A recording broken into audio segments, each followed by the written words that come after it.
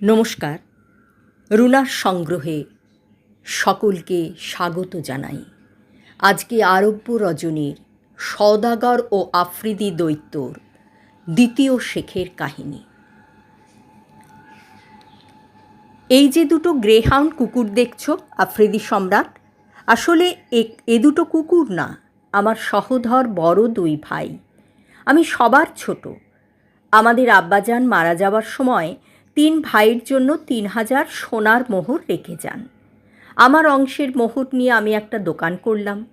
আমার 2 ভাই এরাও দুজনে দুটো দোকান করল। কিন্তু কিছুদিন বাদেই আমার এক ভাই এক সওদাগর দলের সঙ্গে বছর খানেকের জন্য বিদেশে বাণিজ্য করতে বেরিয়ে গেল। বছর খানেক বাদে ফিরে এলো শূন্য হাতে। বাণিজ্য করতে গিয়ে সব খুইয়ে এসেছে সে। আমি তাকে বললাম, বাণিজ্যে যাওয়ার আগে পই পই করে বারণ করেছিলাম তোমাকে, শুনলে না। আল্লাহর ইচ্ছে বোধহয় এই ছিল, তাই আজ তোমার ভাগ্যের এই হাল। আর সেই কারণেই আমার বারণও তোমার ভালো লাগেনি সেদিন। যাই হোক, সান্ত্বনা টান্তনা দিয়ে আমার দোকানে নিয়ে এলাম তাকে। ভালো করে হাত পা গোসল করলে সে, তা আমার দামি পোশাক দিলাম পরতে। তারপর সঙ্গে বসে খানাপিনা সারলাম 2 ভাই। অনেক কথার ফাঁকে তাকে বললাম, দেখো ভাই, এই 1 বছরে বেচাকেনা করে মোটামুটি ভালোই লাভ দাঁড়িয়েছে। আসল যা ছিল তাই আছে, উপরন্তু লাভ হয়েছে 1000 দিনার। এক কাজ করো, এই লাভের অর্ধেকটা তুমি নাও, আবার দোকান সাজাও, দেখবে ওতেই বেশ চলে যাবে। কি দরকার বেশি লোভ বাড়িয়ে। আমার কথা মতো আবার সে দোকান করে কেনা বেচা করতে লাগলো। এইভাবে দিন কাটে। একদিন আমার 2 ভাই আমার কাছে এলো, বলল, সওদাগরের একটা দল বাণিজ্যে যাচ্ছে, আমরাও যাব ঠিক করেছি। দোকানের কেনা বেচায় খাওয়া পড়া চলে যাবে ঠিকই, কিন্তু বড়লোক হওয়া যাবে না। আমরা বড়লোক হতে চাই। দেশের কত লোক বাণিজ্যে গিয়ে ধনী হয়ে ফিরে এসেছে, আমরাও যাব। আমাদের ইচ্ছে তুমিও সঙ্গে চলো। আমি তাদের কথায় বারণ করে দিয়ে বললাম, একবার গিয়েও আক্কেল হয়নি, সব খুইয়ে এলে আবার যেতে চাও কোন লজ্জায়। আমার ধমকানিতে সেদিন তারা ফিরে গেল, কিন্তু মাঝে মাঝেই এসে নানান রকম গল্প বলে লোভ দেখাতে লাগলো। কত লোক পথের ভিখিরি থেকে বড়লোক হয়ে দেশে ফিরছে তার লম্বা ফিরিস্তি শোনাতে লাগলো আমাকে। কিন্তু বারবার নিষেধ করতে লাগলাম তাদের। ওসব শুনতে গেলে সোনার গাঁ, কাছে গেলে কিছুই না, তবুও হাল ছাড়ে না। সেদিন ফিরে যায়, কিন্তু কিছুদিন বাদে আবার ফিরে আসে। আবার আমি তাদের ফিরিয়ে দিই। এইভাবে 6টা বছর পার হয়ে গেল। অবশেষে তাদের প্রস্তাবে রাজি হলাম। বললাম, এ বছরে যার যা লাভ হয়েছে নিয়ে এসো। গুণে দেখা গেল 6000 দিনার লাভ দাঁড়িয়েছে। ঠিক হলো বাণিজ্যের জন্য 3000 দিনার সঙ্গে নেব, আর বাকি 3000 মাটিতে পুঁতে রেখে যাব। কে জানে, বিদেশ বিভুঁই, কিছুই বলা যায় না। যদি দিনারগুলো খোয়া যায় তবে দেশে ফিরে পথে বসতে হবে। আমার কথায় দুজনেই সায় দিল। এরপরে প্রত্যেক ভাই 1000 দিনার সঙ্গে নিলাম। নানা ধরনের মনোহারী জিনিসপত্র সওদা করে বাক্স প্যাটরা বোঝাই করলাম। তারপর নৌকা বোঝাই করে আল্লাহর নাম নিয়ে পাল তুলে দিলাম। মাসখানেক কেটে গেছে। একদিন এক বন্দরে নোঙর করলাম একদিনের জন্য। 10 দিনার লাভে একটা সওদা করে আবার ভাসিয়ে দিলাম নৌকো। অন্য কোনো বড় শহরে যাব আমরা। আরও কয়েকদিন কেটে গেল। এক বন্দরে ভেড়ালাম নৌকো। সেই বন্দরেই আলাপ হলো একটি রূপবতী নারীর সঙ্গে। যেমন তার রূপ, তেমনি তার যৌবন, কিন্তু বড্ড গরিব। ছেঁড়া ময়লা পোশাকে লজ্জা ঢাকতে পারছে না সে। তার উদ্দাম যৌবন পথচারীর বিভ্রান্তি ঘটাতে পারে। মেয়েটি এগিয়ে এলো, আমায় কিছু সাহায্য করবে মালিক? আমি বড়ই গরিব, তার বদলে তোমরা যা বলবে আমি করে দেব। আমি তোমাদের সওদা বয়ে নিয়ে যেতে পারি শহরে, কেনা বেচাও করেও দিতে পারি যদি চাও, খানাও পাকাতে পারি। আমি প্রশ্ন করলাম, কোথায় থাকো তুমি আর কে আছে তোমার? ও বলল, থাকি এই শহরেই, আর আপনজন বলতে কেউই নেই আমার। পথে পথে ঘুরি, যদি কেউ খেতে দেয় খাই, যদি কেউ আশ্রয় দেয় রাত কাটাই, না হলে দিন দুনিয়ার মালিক আছেন ওপরে, তার ইচ্ছেই দিন কেটে যায় কোনো রকমে। মেয়েটি গরিব হলে কি হয়, কথাবার্তা শুনে মনে হলো ভালো বংশের মেয়ে।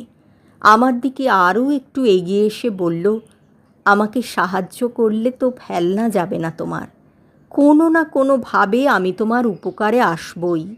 আমাকে একটু আশ্রয় দাও, দেখো তোমার ভালো হবে। মেয়েটির কথায়, বিশেষ করে ওর বলার ঢঙে কেমন মায়া হলো আমার। বললাম, ঠিক আছে, তুমি আমার নৌকোয় এসো, আমার কাছেই থাকবে।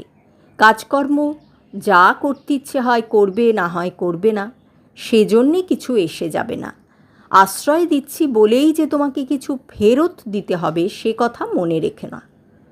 মেয়েটি আরও ঘনিষ্ঠ হয়ে বলল, এই যদি তোমার মনের কথা, তাহলে আমাকে শাদি করে নাও না কেন?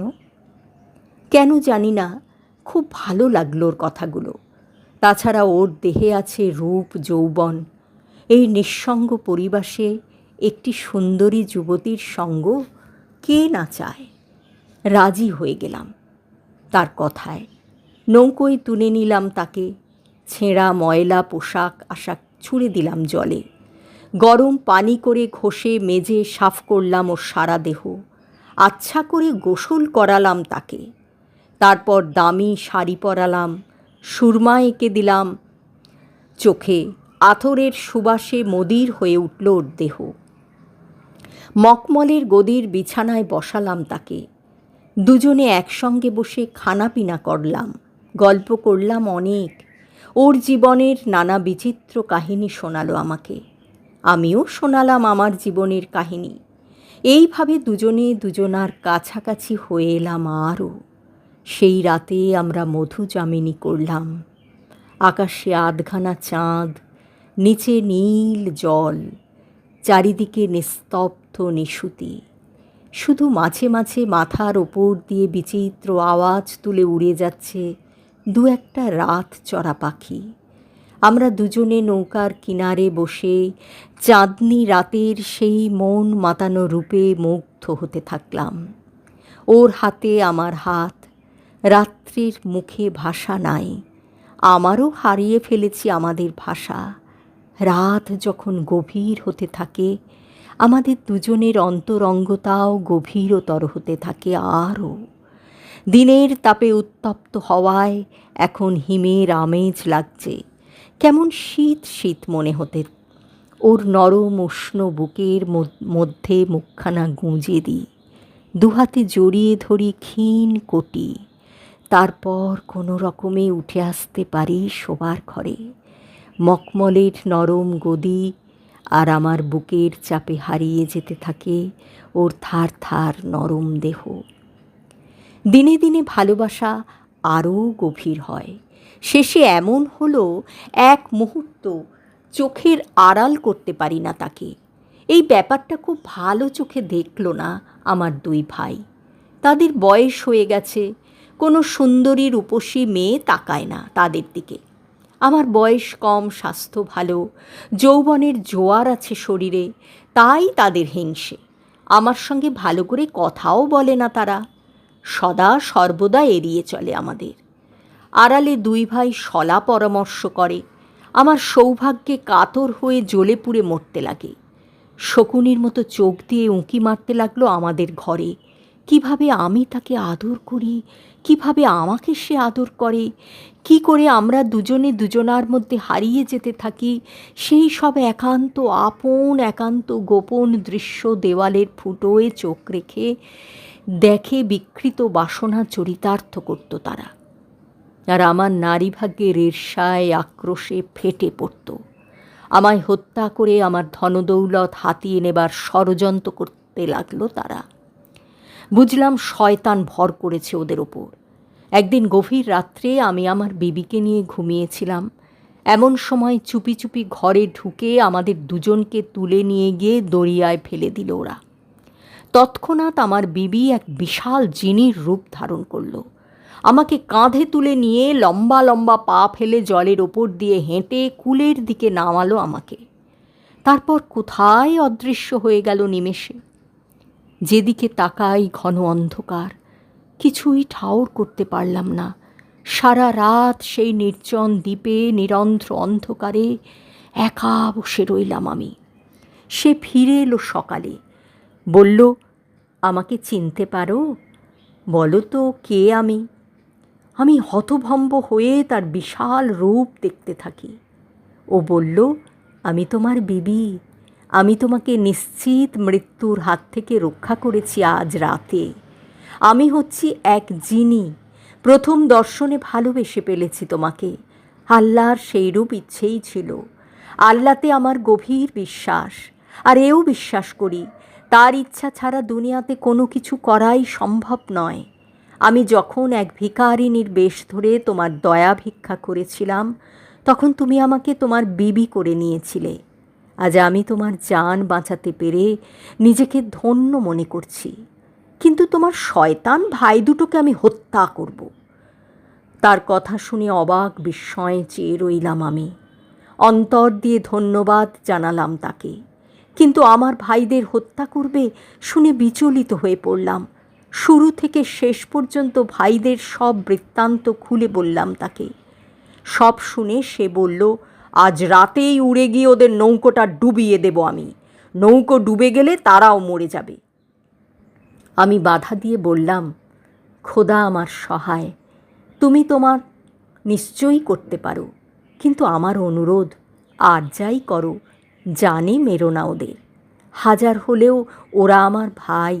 জানো তো একটা প্রবাদ আছে, মূর্খের উপকার করলে সে তার মর্ম বোঝে না, উল্টে সে তার ক্ষতি করার চেষ্টা করে।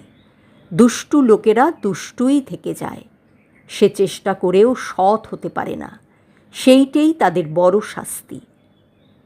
না না না, চিৎকার করে ওঠে, ওদের কোনো রেহাই নেই, মৃত্যুই একমাত্র পাওনা। এই বলে আমার কাঁধে তুলে আকাশ পথে উঠতে থাকে। উঠতে উঠতে একসময় এসে নামলো সে আমার বাড়ির দরজায়। বাড়িতে ঢুকেই পুঁতে রাখা দিনারগুলো তুলে নিলাম। তারপর দোকানে গেলাম, দেখলাম যেমনটি রেখে গিয়েছিলাম তেমনটিই রয়েছে সব।